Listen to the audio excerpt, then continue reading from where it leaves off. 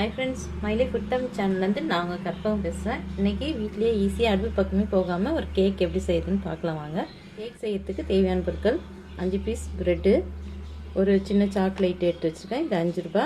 இந்த மாதிரி க்ரீம் உள்ள பிஸ்கெட் எடுத்துக்கோங்க 2 பேக்கெட்டு, ஒரு அரை கப் பால், இது வந்து ஒரு 3 ஸ்பூன் சர்க்கரை நுணுக்கி வச்சுருக்கேன். இப்போ எப்படி செய்யுதுன்னு பார்க்கலாம். முதல்ல இந்த 4 பக்கம் இருக்க ப்ரௌன் கலராக இருக்குல்ல அதை எடுத்துடலாம். ப்ரெட்டு இந்த மாதிரி எடுத்தாச்சு.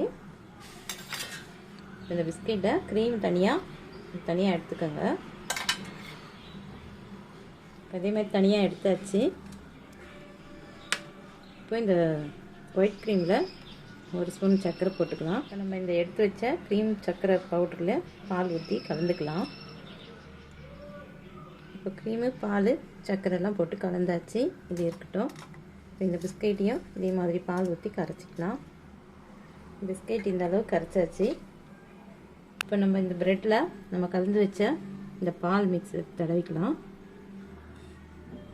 ஒரு ப்ரெட்டுக்குள்ளேயும் நடுவில் தடவி விட்டுக்கோங்க.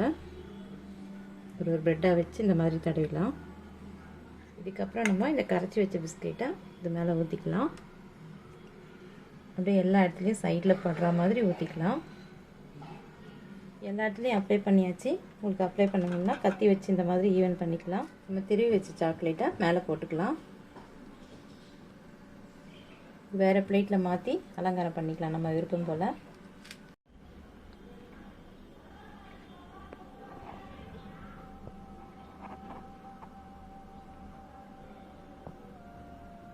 சுவையான கேக் வீட்டிலே ரெடி ஆயிடுச்சு. நீங்களும் இதே மாதிரி ட்ரை பண்ணி பாருங்கள், ரொம்ப அருமையாக இருக்கும். வீடியோ பிடிச்சிருந்தால் லைக் பண்ணுங்கள், ஷேர் பண்ணுங்கள், கமெண்ட் பண்ணுங்கள். நம்ம சேனலை சப்ஸ்கிரைப் பண்ணுங்கள்.